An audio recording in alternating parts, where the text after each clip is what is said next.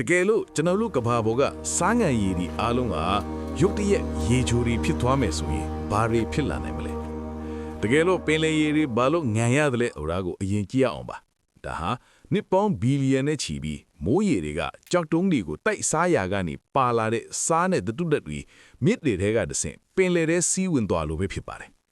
ဒါပေမဲ့ဒီစားငံရည်တွေအားလုံးရေချိုဖြစ်သွားရင်တော့ဒါဟာကောင်းကျိုးတစ်ခုမဟုတ်ပဲငရဲတစ်ခုဖြစ်လာပါလိမ့်မယ်အဆိုးရွားဆုံးအကျိုးဆက်တွေကိုကြည့်လိုက်ရအောင်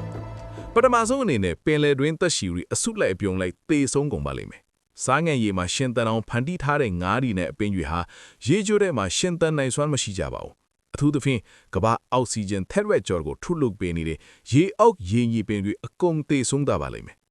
အကျိုးဆက်ကတော့ကမ္ဘာပေါ်မှာအောက်ဆီဂျင်နည်းသွားပြီးကာဗွန်ဒိုင်အောက်ဆိုက်တွေအယမ်းများလာမှာပါဒါဟာဖန်လုံအိမ်အာဏတိကိုပြင်းထန်စေပြီးကမ္ဘာကြီးကိုမခတ်မရက်နိုင်အောင်ပူပြင်းလာစေပါလိမ့်မယ်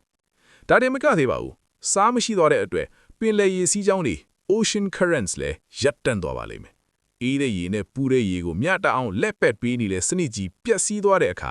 ဤကွဲသားတဲ့လျှောက်ကအယမ်းပူလာပြီးဝင်းရိုးစွန်တွေကအယမ်းအေးသွားပါလိမ့်မယ်မုန်တိုင်းတွေဟာလည်းအရင်ကထက်ပိုမိုပြင်းထန်ပြီးလူသေးစေနိုင်လောက်တဲ့အထိဖြစ်လာပါလိမ့်မယ်နောက်ဆုံးမှာတော့ရာသီဥတုဖောက်ပြန်မှုနဲ့အပင်တွေသေဆုံးမှုကြောင့်အစာကွင်းကြီးတစ်ခုလုံးပြိုလဲသွားမှာပါ